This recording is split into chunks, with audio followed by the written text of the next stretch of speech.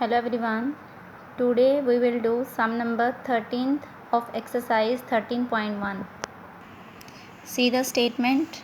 By selling a book for rupees 258, a bookseller gains 20%, and for how much should he sell it to gain 30%.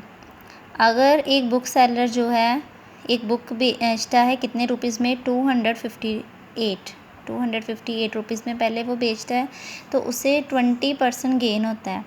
For how much should he sell, अब वो कितने का बेचेगा अगर वो चाहता है कि उसे गेन कितना हो 30%. तो पहले अभी फर्स्ट पार्ट जो है उसमें हमारे पास एसपी भी है, गेन परसेंट भी है, तो हम वहाँ से सीपी फाइंड कर सकते हैं. और जब हमारे पास सीपी आ जाएगी, कॉस्ट प्राइस आ जाएगी, तब हम फाइंड कर सकते हैं न्यू एसपी, क्योंकि हमारे पास फिर गेन परसेंट भी है. Let's see. फर्स्ट पार्ट में हमें एसपी दी हुई है और साथ में प्रॉफिट दिया है 20%, और हमने पहले कॉस्ट प्राइस फाइंड करनी है. इसका फॉर्मूला आता है SP multiply 100/100 plus profit percent. अब इनकी वैल्यू रिप्लेस कर दी एसपी और प्रॉफिट परसेंट की, तो यहाँ पे प्लस है, पहले इन दोनों को प्लस करेंगे. मैंने कल भी बताया था कि इन दोनों में अगर टर्म में ऊपर नीचे प्लस माइनस का साइन है फिर नहीं आपने कटिंग करनी. अब जैसे यहाँ पे प्लस है तो पहले प्लस करेंगे, उसके बाद कटिंग करनी. ये नहीं करना कि 100 और 100 कट हो जाए, ये रॉन्ग हो जाएगी कैलकुलेशन ऐसे. और इसीलिए प्लस करके आ जाएगा नीचे 120, 0 कट हो गए, 2 5 2 6, फिर आगे इसको कट कर दिया जाएगा.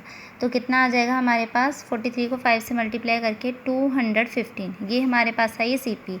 अब क्वेश्चन क्या था कि बुक सेलर अब चाहता है कि 30% मुझे गेन हो.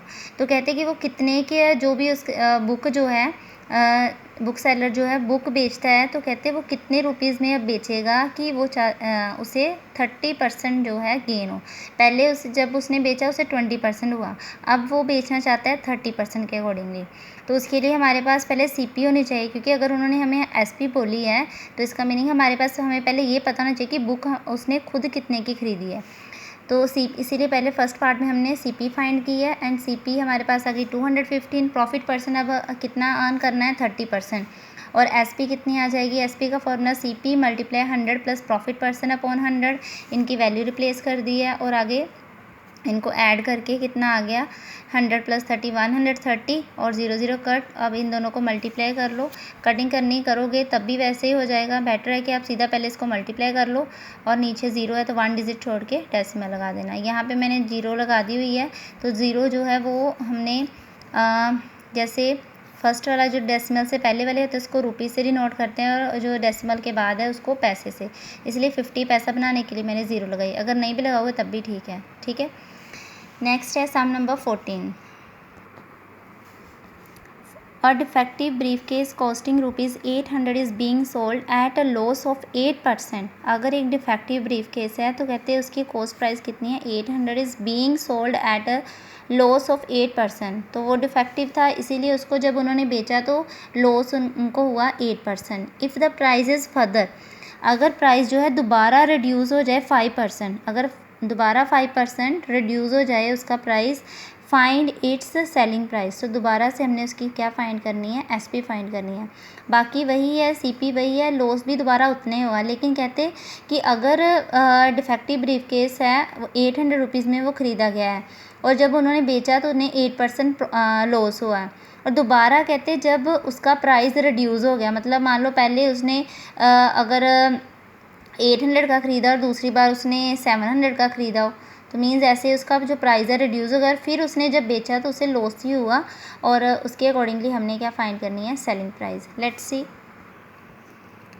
हमें गिवन है सीपी गिवन है ब्रीफकेस की ₹800, लॉस गिवन है, और हमने एसपी फाइंड करनी है. एसपी का formula CP multiply 100 minus loss percent upon 100.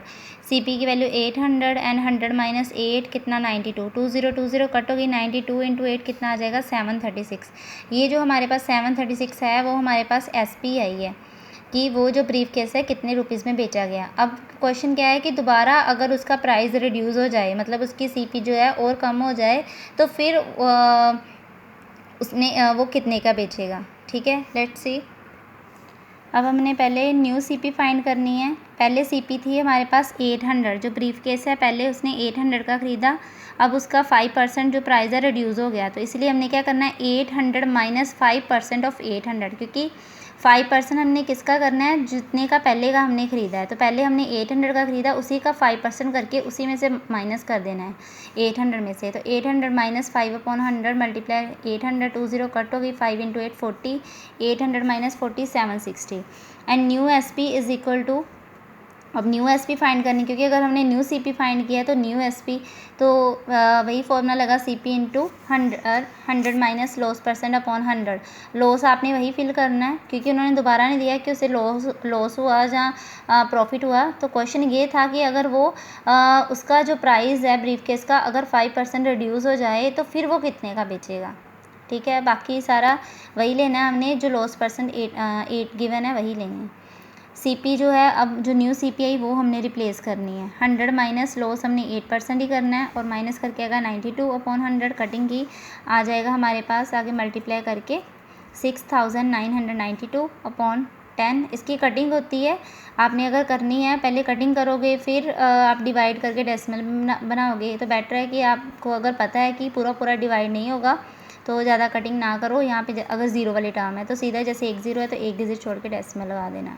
आगे पीछे ज़ीरो लगानी है, लगा सकते हो 20 पैसा बनाने के लिए।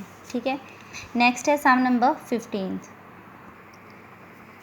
Bye selling 90 ball pens for ₹160, a person loss 20% and how many ball pens should be sold for ₹96 so as to have a profit of 20%।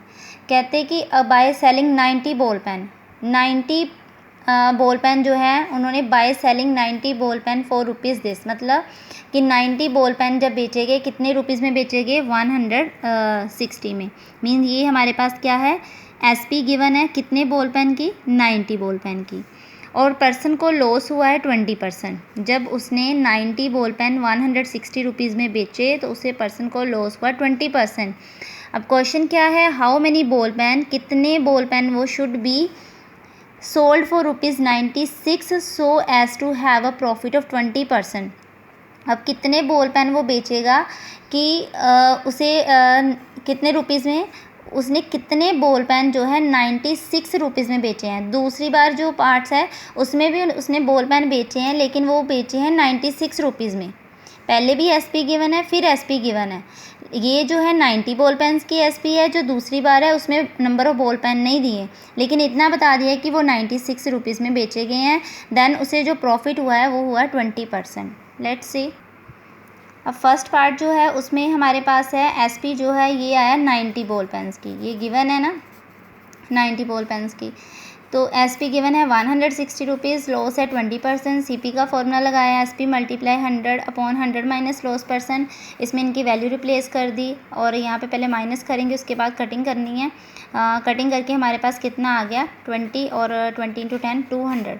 Means जो 90 बॉल पेन्स उसने 160 रुपीज़ में 160 रुपीज़ में बेचे, और उसने खुद ख़रीदे कितने के हैं, 200 के। उसने खुद 200 रुपीज़ में 90 बॉल पेन ख़रीदे और 160 रुपीज़ में बेचे, इसलिए उसे लॉस हुआ था। ठीक है, अब जो सेकंड पार्ट है उसमें क्या है, उन्होंने बॉल पेन नहीं बताया कितने बॉल पेन है, लेकिन उन्होंने ये बोला है कि नंबर ऑफ़ बॉल पेन बेचे गए हैं, लेकिन वो कितने रुपीज़ में, 96 रुपीज़ में बेचे गए हैं, और उसे प्रॉफिट हुआ 20%। अब हमने ये फाइंड करना है कि उसने कितने के ख़रीदे, वो वाले दूसरे टाइप के जो बॉल पेन हैं।